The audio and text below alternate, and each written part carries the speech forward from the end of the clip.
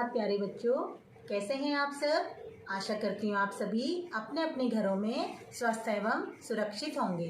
मैं रश्मि पांडे, आपकी हिंदी की अध्यापिका Arden progressive school Haldwani Lamachaur से आज आपको हिंदी व्याकरण में पाठ 2 वर्णमाला का दोहराव कार्य करवाने जा रही हूँ।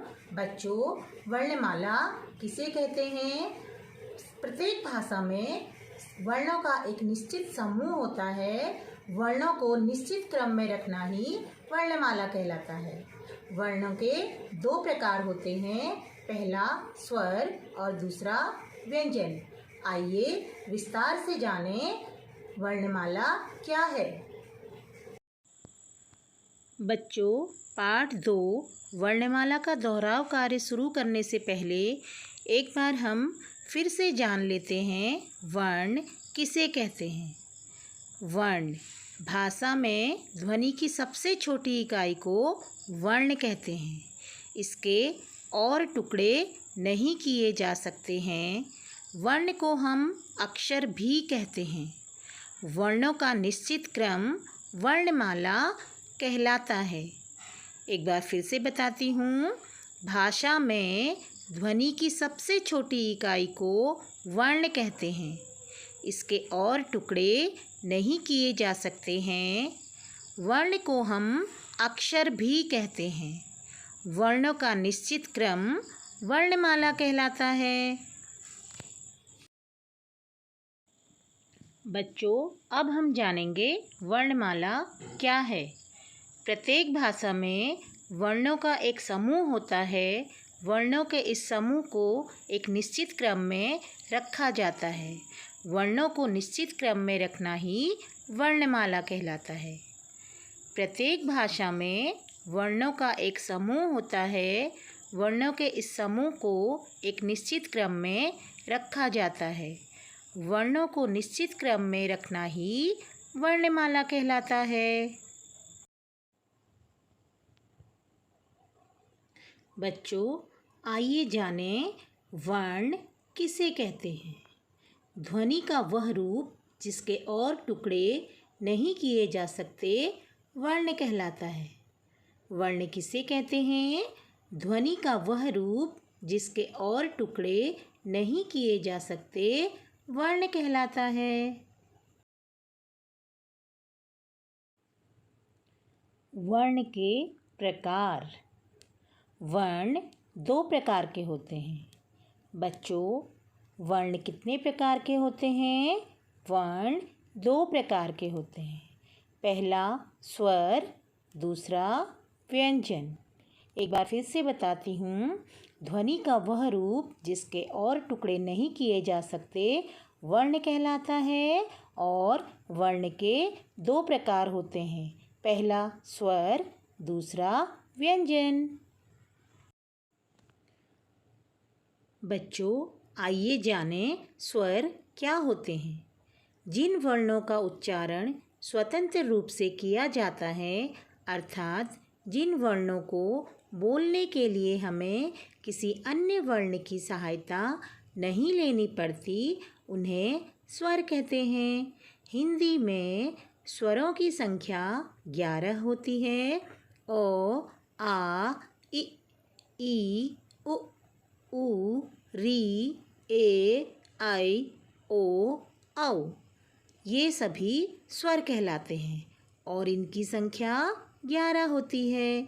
एक बार फिर से बताती हूँ, जिन वर्णों का उच्चारण स्वतंत्र रूप से किया जाता है, अर्थात जिन वर्णों को बोलने के लिए हमें किसी अन्य वर्ण की सहायता नहीं लेनी पड़ती, उन्हें स्वर कहते हैं। हिंदी में स्वरों की संख्या 11 होती है। ओ, आ, इ, ई, उ, ऊ, री, ए, आई, ओ, औ। ये सभी स्वर कहलाते हैं। व्यंजन। जिन ध्वनियों के उच्चारण में स्वर वर्णों की मदद लेनी पड़ती है, अर्थात वर्ण बिना स्वरों की सहायता के नहीं बोले जाते, किसी भी वर्ण को बोलने के लिए हमें किसी न किसी स्वर वर्ण की सहायता लेनी पड़ती है। बिना स्वर के व्यंजन अधूरा होता है। व्यंजनों की संख्या 33 होती है, क से ह तक। एक बार फिर से बताती हूँ, व्यंजन क्या हैं? जिन ध्वनियों के उच्चारण में स्वर वर्णों की मदद लेनी पड़ती है, अर्थात वर्ण बिना स्वरों की सहायता के नहीं बोले जाते। किसी भी वर्ण को बोलने के लिए हमें किसी न किसी स्वर वर्ण की सहायता लेनी पड़ती है, उसे व्यंजन कहते हैं। बिना स्वर के व्यंजन अधूरा है।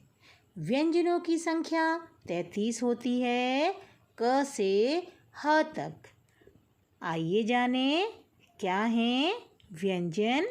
क, ख, ग, घ, ङ, च, छ, ज, झ, य, ट, ठ, ड, ढ, अण, त, थ, द, ध, न, प, फ, ब, भ, म, य, र, ल, व, तालबी श, मूर्धन्ती श, दंती स, ह।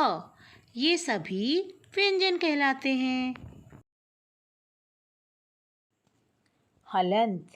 बच्चों, क्या आपको पता है हलंत किसे कहते हैं? वर्णों के नीचे लगी छोटी सी रेखा को हलंत कहते हैं। हलंत किसे कहते हैं? वर्णों के नीचे लगी छोटी सी रेखा को हलंत कहते हैं। बच्चों, अब आपको यहाँ पे क, ख और ग के नीचे जो छोटी सी तिरछी रेखा है दिखाई दे रही है, वह हलंत कहलाती है। इसका अर्थ है कि उस वर्ण या ध्वनि में अ नहीं जुड़ा है, अर्थात वह अभी अधूरे हैं। क धन अ बराबर क, ख धन अ बराबर ख, ग धन अ बराबर ग। एक बार फिर से बताती हूँ, आपको क, ख और ग के नीचे जो छोटी सी तिरछी रेखा दिखाई दे रही है, वह हलंत कहलाती है। इसका अर्थ है कि उस वर्ण या ध्वनि में अ नहीं जुड़ा है। संयुक्त व्यंजन। ये दो वर्णों के मेल से बनते हैं। हिंदी वर्णमाला में संयुक्त व्यंजनों की संख्या 4 होती है। श से क्षत्रिय, त्र से त्रिशूल, ज्ञ से ज्ञानी और स्र से श्रमिक। एक बार फिर से बताती हूँ, ये दो वर्णों के मेल से बनते हैं। हिंदी वर्णमाला में संयुक्त व्यंजनों की संख्या 4 होती है। श से क्षत्रिय, त्र से त्रिशूल, ज्ञ से ज्ञानी और स्र से श्रमिक।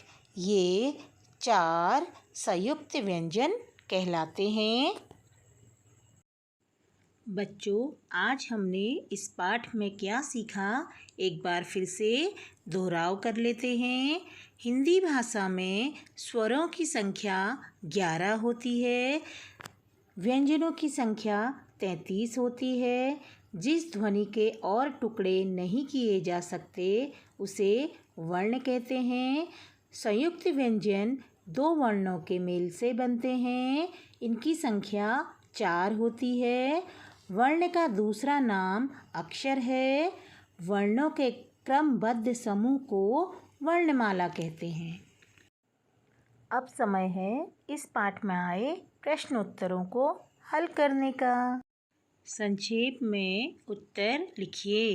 क स्वरों की संख्या कितनी होती है? उत्तर 11।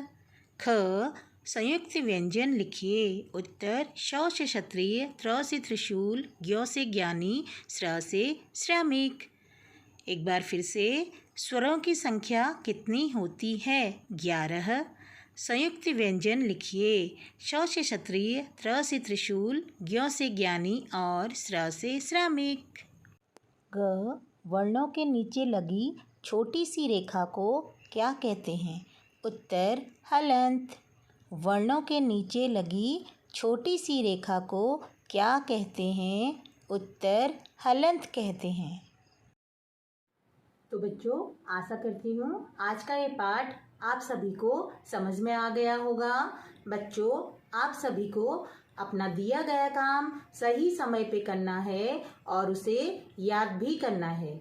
तो बच्चों, हम आपसे फिर मिलेंगे हमारी अगली वीडियो में। तब तक आप सभी अपने अपने घरों में स्वस्थ रहिए, सुरक्षित रहिए। आप सभी का दिन शुभ हो।